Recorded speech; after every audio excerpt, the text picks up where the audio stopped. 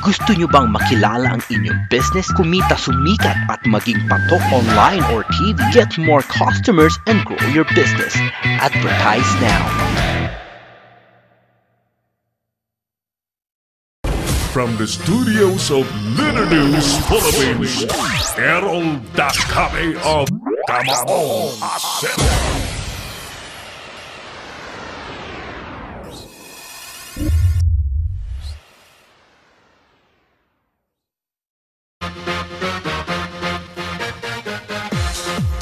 Thank you. Balik po tayo. Ayan, medyo nag-fluctuate yung headphone natin, yung monitor natin. Nagugulat ako. Leonilo Hison. Amigo, nasan ka ba, Leonilo? Ang sabi ni Leonilo, kaligtasan, kabuhayan, SAP. Nakatanggap ka ba ng SAP? Leonilo, taga-saan po ba kayo, Mr. Leonilo Hison? Yan. Mga Hison, di ba, dyan sa lungsod ng Maynila? Sige, tuloy po tayo. Samantala mga kaibigan, nakakatawa itong nangyayari. Di ba as early as February mga kaibigan, sa galit po ni Presidente, dahil kinansila yung pasaporte po ni Senator Ronald Bato de la Rosa ng Amerika. Sapagkat meron pong mga mambabatas ang nag-iimbestiga na yung anti-drug war daw po sa Pilipinas ay maraming violation sa human rights. At natutukoy ng isa sa sinasabing, kasi ang pinaka-head ng anti-drug war sa Pilipinas obviously ay ang PNP chief. And that time, the PNP chief was Senator Ronald Bato de la Rosa. So, ang ginawa po ng mga American legislators, inirekomenda na lahat ng nasasangkot ng pangalan sa human rights violation issues ay pinagbawalang makapunta sa Amerika. At yun po ay para mangyari, kinansila yung mga pasaporte. The passports.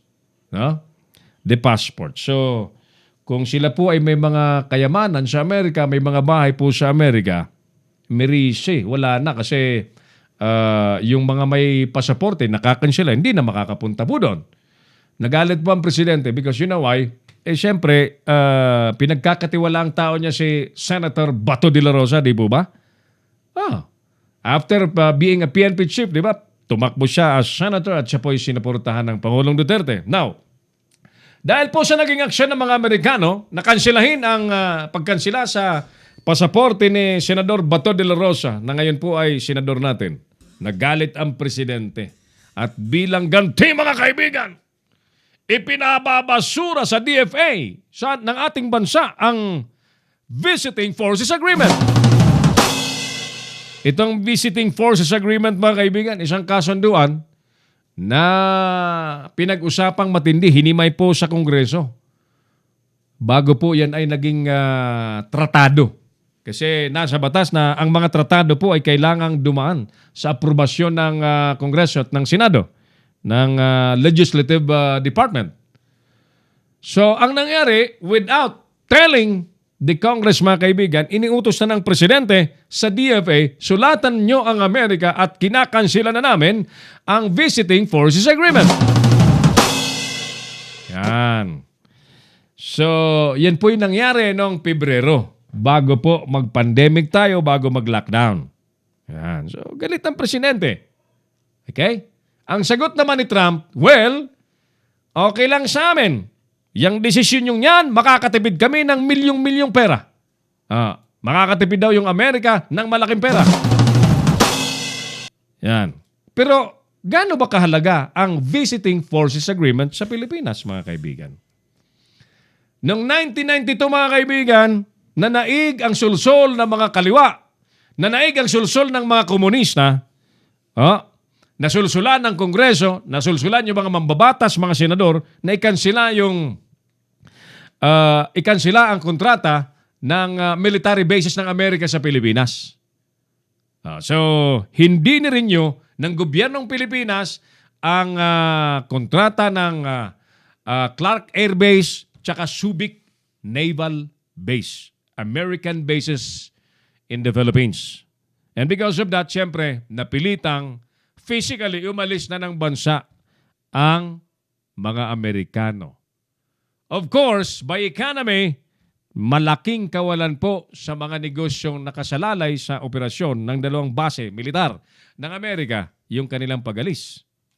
Although, meron namang nag-tribe, meron namang umangat sa pamamagitan po ng ibang pamamaraan tulad po ng ginawa ni Senator Dick Gordon na talagang tumayo sa sariling paa yung SBMA at ginawa pong Freeport Zone.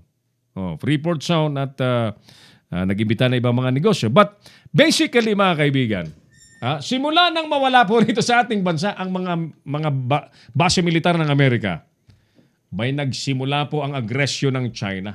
Walang katakot-takot ng China na mambuli sa West Philippine Sea at gawin kung ano ang nais nilang gawin until now.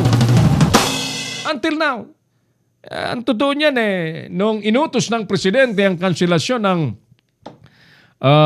VFA, Visiting Forces Agreement between the Philippines and America, parang na-imagine ko lamang na ngising ngising aso yung mga in charge dyan sa China sapagkat mawawala ng presensya yung US forces dito sa rehiyon.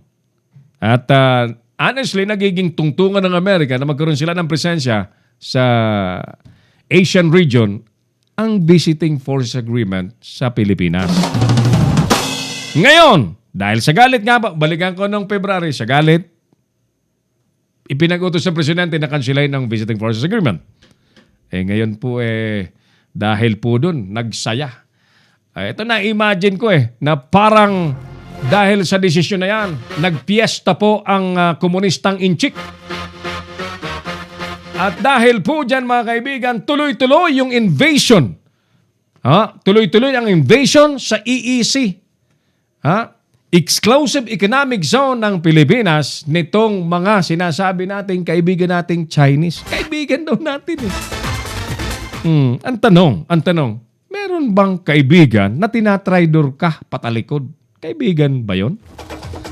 At sa kabila ng patuloy na pagtatraidor sa atin, patuloy lang tayong pangiti-ngiti. At wala tayong gagawin. This is on top of our victory sa UNCLOS. Na pinanalunan na natin ang kaso dyan sa West Philippine Sea na pag-angkin sa teritoryong inaangkin natin na hindi lang po ginagamit ng ating bansa. Isinasantabi lamang po natin. Di po ba? But salamat sa Diyos. Mukhang nahimasmasan po ang gobyerno. Pinababawi po ni Presidente. Pinababawi niya na. Hindi na itutuloy ang pagbasura sa Visiting Forces Agreement. Ayan, hindi na itutuloy. In fact, ang DND mga kaibigan, pabor din na wag ituloy. Alam nila These military people knows very well. Alam nila kung ano ang epekto. In fact, marami po akong naririnig na mga impormasyon na ang rekomendasyon talaga ng Philippine military ay talagang hindi pwede. Hindi pwede. So, but of course, yung commander-in-chief ang may last say, no? Di ba yung presidente ang may last say. So, mabuti naman at unti-unting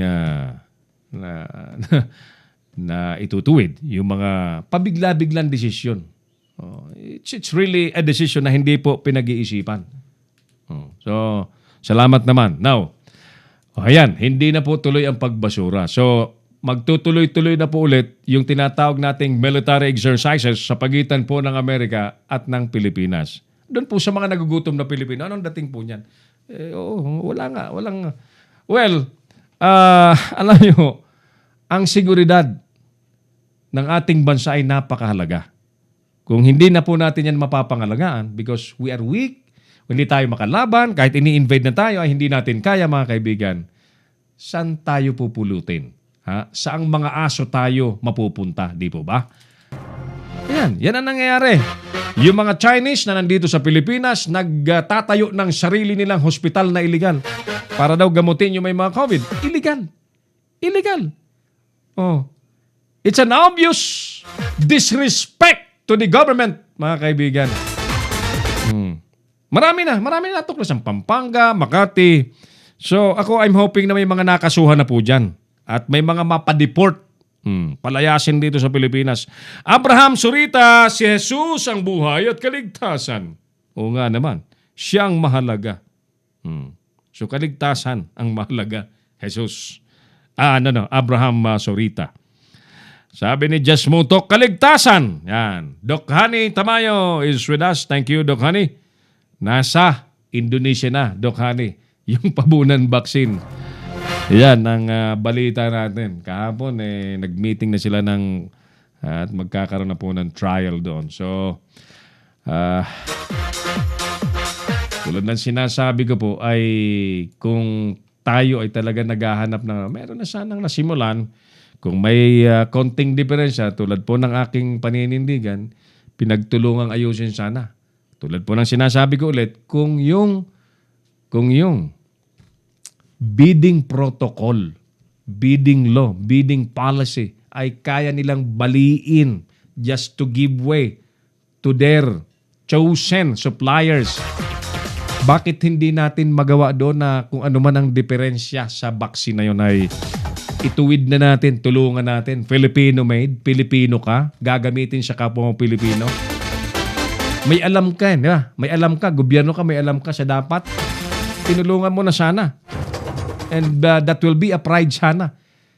It can be a source of pride of the Filipino people kung pinagtulungan yan. Ang problema mga kaibigan, marami talaga nakapaligid sa presidente, negosyo ang nasa utak. Yan ang katotohanan po dyan.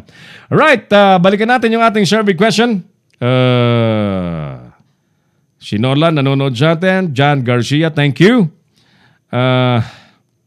Puntan nga muna natin yung reactors natin sa ating wall. Napakarami po nito. Marami po ito.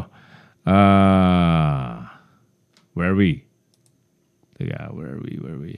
Yan. Sabi po ni... Isa-isahin natin. Para walang malagpasan Raven Jean Consulta. Sabi niya, kaligtasan. Thank you, Raven Jean. Consulta. Sa sagot mo. Next, Lisel Camral Santiago. Ang sagot niya po ay both. Parehas daw. Oo nga. Pero, di ba itong sitwasyon natin, nag-uumpugang malaking bato Kaligtasan o kabuhayan. Di ba? May lalabas dyan na mas papaboran tayo. Hindi talaga pwede magsabay Pag lumabas kang hindi ka ligtas, mas may nanaig, di ba? Jenny Pahilanga sa ngayon, balanse, madaming mamamatay sa gutom. Sabi ni kabayang Attorney Salvador Panelo, wala daw mamamatay sa gutom. Sangayon ba kayo doon mga suki? Wala daw mamamatay sa gutom. Mercy Umaging, both. Sabi niya, both. Kasi hindi ka ligtas kung wala ka namang kakainin, sir. Sabi ni Mercy Umaging. Samantala, Jun Serrano, sabi niya, both. Thank you, Jun Serrano. Who else? Ma'am Cora Dado, sabi niya, kaligtasan dahil lahat ng paraan gagawin ng tao para sa kanyang buhay. Thank you. Samantala, mga kaibigan, marami. Kayo po, ano po ang inyong sagot? Ano bang mas mahalaga para sa inyo? Kaligtasan o kabuhayan? Leia Peñaranda, GIF ang pinadala niya, picture, nakaganon. So walang sagot siya, nag-iisip. Christian Daculio Consulta, ang sagot niya po ay both. Sige, overvolume yung aking saglit. Next. Wag yan, dito na lang. Yan. Enriqueta Badayos, kailangan kaligtasan at kabuhayan. Wala nga Ang hirap, di ba? May mananaig na isa. Ano man ang sabihin natin, may mananaig na isa dyan. Dahil kailangan mong mabuhay, isasantabi yung kaligtasan. Tama ba? Yan ba ang nagiging sitwasyon natin ngayon? Jinky Biren ng Legazpi City. Both! Sabi niya, both. Yan, parehas daw. Ang mahalaga. Gloria Costocamo, kaligtasan po, siyempre. Kaya lang kung hindi po maghahanap buhay, magugutom naman. Oo nga naman, nakakalito, di ba? Nakakalito. Pero kayo pong tinatanong ko, ano? Hans, para sa akin, mas mahalaga ang kabuhayan kasi pinahalagahan mo ang kaligtasan, pero paano mo naman itataguyod ang iyong sarili kung wala ka namang kabuhayan at hindi pwedeng umasa na lang sa bigay ng gobyerno? Agree. Tama naman. Di ba? Tama naman. Lisel, konsulta. Kaligtasan po. Thank you, Lisel. Samantala, sagot pa ng ibang mga kababayan natin, Nar Clavisillas, parehas mahalaga. Parehas nga mahalaga eh. Sabi ko sa inyo. Pero may mananaig dyan eh. May masasakripisyo ka dyan kahit anong sabihin natin. Mahalaga yan parehas pero may mananaig na isa. Higpitan ko lang ito. Baka malaglag. Kakasigaw natin. Fe Cardano, sabi niya, both po. Kasi po, magiging ligtas ka kung wala kang sapat na kabuhayan. Kasi po, hindi ka magiging ligtas kung wala kang sapat na kabuhayan para malusutan, matustusan ang pang-araw-araw na pangangailangan. Thank you. Fe Cardano. Paul Wanolikwana ng Palawan, sabi niya, kaligtasan laban sa COVID. Ayan. Thank you, Sir Paul Likwanan. Wano Likwanan ng Palawan. Next, Jenny Raimundo ng Bulacan. Ang sagot niya po ay kaligtasan. Thank you, Ma'am Jenny ng media practitioner din po ito. Si Miss Jenny. Ayan. Hello. Na-fluctuate itong aking monitor. Saglit ha. Naghihingi yata ito ng kapalit eh. Mga 2 years na rin mahigit itong gamit ko eh. Carmelita Omle, sabi niya, kabuhayan para sa akin. Ang kaligtasan na may iwasan, we can prevent from happening, sabi ni Carmelita Omle, na nasa US of A. Mel Tebes, sabi niya, same lang. Same lang daw. Same lang. Kayo po, ano pong inyong sagot? Dokhani Tamayo, both. Kaya we have to balance what's out for our health. Think of prevention rather than cure. Thank you, Dokhani, ang ating formulator ng mahiwagang Tibicos. Yun po ang laging sinasabi natin. Palakasin po natin ang ating immune system para malabanan po natin ang mga infection tulad po ng virus. Yan, COVID na yan at kung ano-ano pang mga sakit, malalabanan po natin kung matibay po ang ating immune system. At titibay po ang inyong immune system, lalakas sa pamamagitan po ng pag-inom. Pag-inom po sa mahiwagang Tibicos. Tibicos. Available po yan dito sa studios ng Leader Knows Philippines. Tawag po kayo, 0995-148-3605. Alright, next. Happy birthday sa mga may birthday po ngayon, Joyce, si Caridad Basandes, pareho lang po yan. Mahalaga. Ang masama po ay yung isang tao, gusto niya lahat ng kabuhayan ay kanya lang. Tulad ng bansang mangangamkam dyan. Sobrang swapang. Thank you, Caridad Basandes. And Joyce Consulta, for me, ang sagot niya ay both. Ayan. Kayo po mga minamahal, mga suki, ano po ang inyong sagot, Habang kayo po ay nagmimerienda po sa mga oras nito, ano po ang inyong sagot? Ano ba mas mahalaga para po sa inyo? Kaligtasan o kabuhayan? Balikan po natin ang isyong yan pagkalipas mo ng ilang importanteng paalala. Magbabalik si Errol Nakame sa Kamaong Asero. Bring your business over 1 million TV or online. Reach your target customers anytime, anywhere. Your brand on TV or on the web. Get more customers and grow your business. Advertise now.